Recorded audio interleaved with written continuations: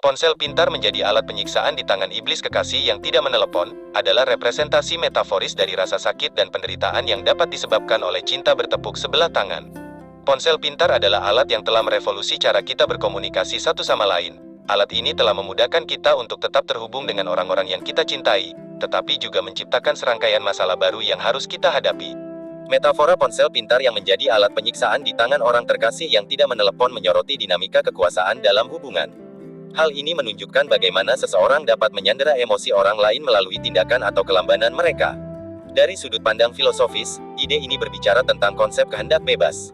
Orang yang dicintai yang tidak menelepon memiliki kebebasan untuk memilih apakah akan berkomunikasi atau tidak, tetapi keputusan mereka memiliki konsekuensi yang mempengaruhi orang lain.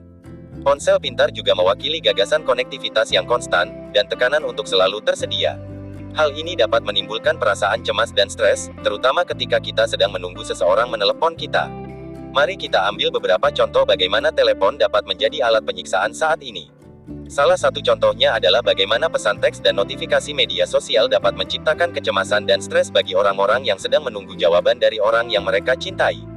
Contoh lainnya adalah, bagaimana aplikasi kencan online dan hubungan asmara dapat menciptakan rasa keterasingan dan keterputusan. Karena orang-orang menggeser profil kita ke kiri atau ke kanan berdasarkan kriteria yang dangkal dan gagal untuk membangun hubungan yang berarti.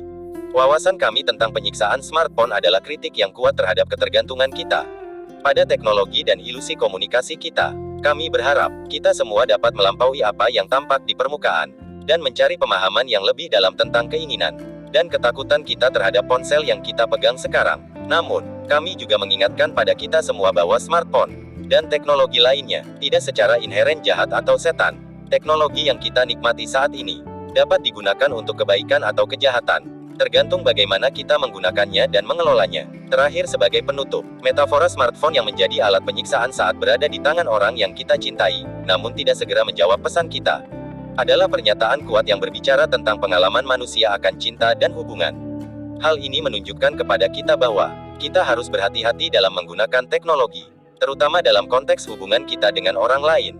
Oleh karena itu kita harus bersedia memikirkan ulang dengan pemahaman yang mendalam tentang kompleksitas pengalaman hubungan antar sesama manusia.